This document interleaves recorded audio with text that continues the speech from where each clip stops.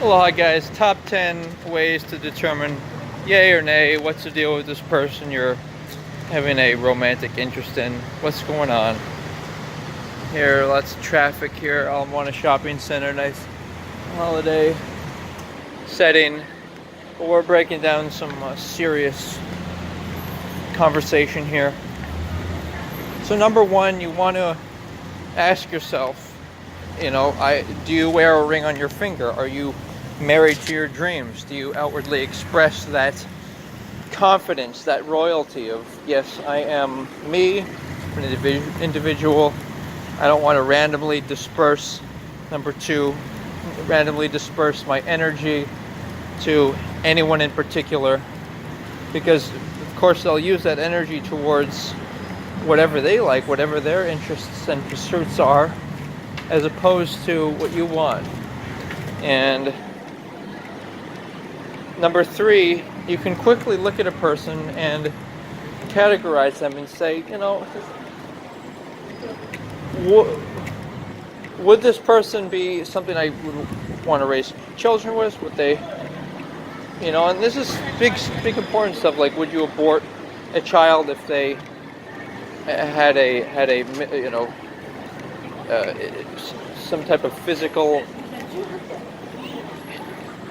they call it malformation or mental, all things to consider, right?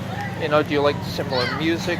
Number four, do you like similar music and food and just stuff that you really, you might even want to start up there, stuff you really know that okay, this is definitely what I like, or don't like. I definitely don't like that. So that might be an easy way too. Number five is the idea of the soul.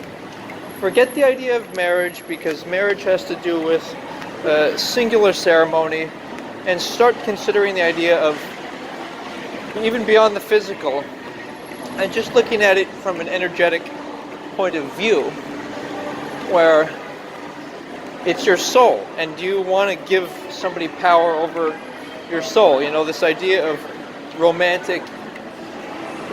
is, I would say, it's almost like child's play. Instead, give somebody your soul, if you want to, of course. Is it something that you would like to do? Can you unequivocally, number six, say yes? No matter if they were rich or poor, that's what the marriage vows signify.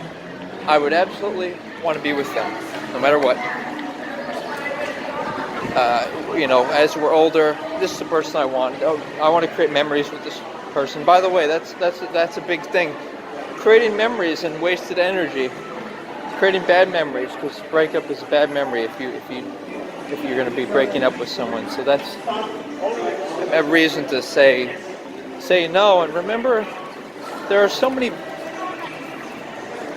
artificially propped rationales for being in a relationship. Sometimes it's just because you have proximity to someone and you're physically attracted.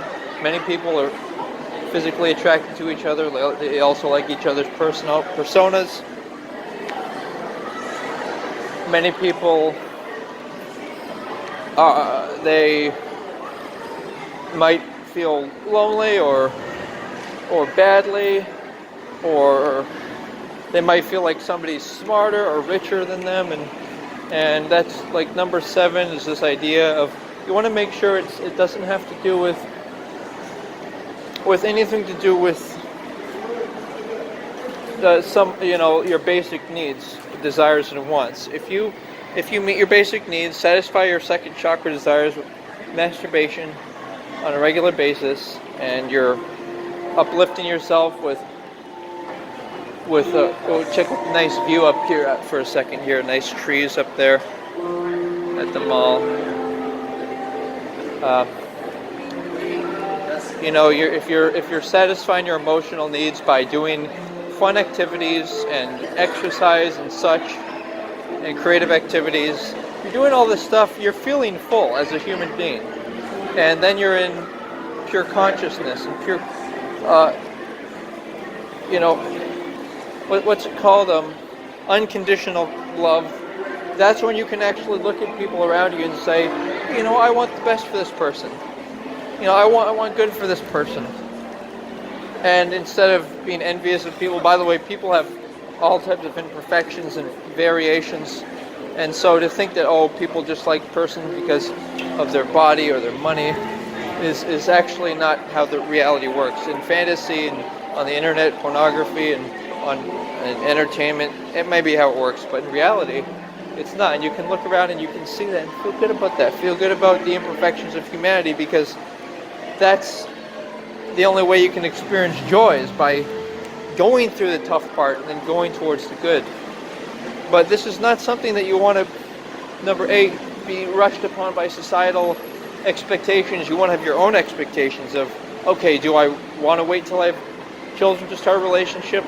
Do I want to wait till I have a career started? And sometimes it's as simple as developing, number 9, ploys and strategies to avoid relationships.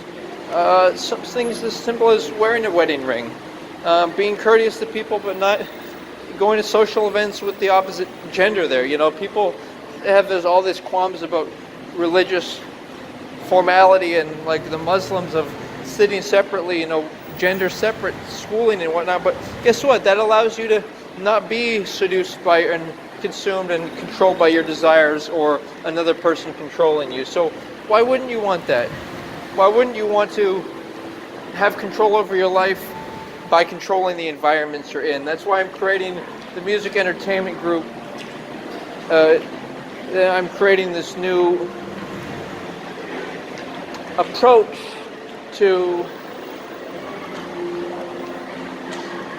the nightclub, where it's going to be separate, dance floors for men and women. So the theme isn't, can we seduce each other? The theme is, let's have fun and maybe watch each other dance a little bit. That's all. A few side notes there, but the general theme I'm staying with is going to a higher place, going to a place of real love, where I'll conclude with this, number 10. This is gonna be maybe a little surprise for you.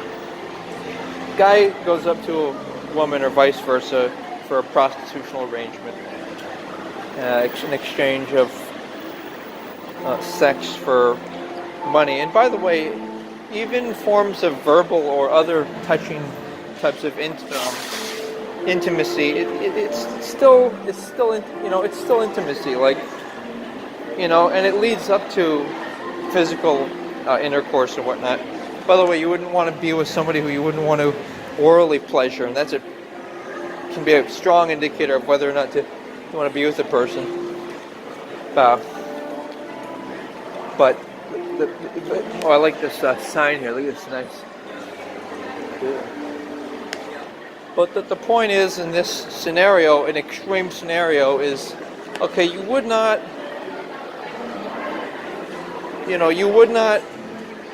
pay somebody money to have sex with them if you cared about them. You wouldn't give a prostitute money in exchange for sex.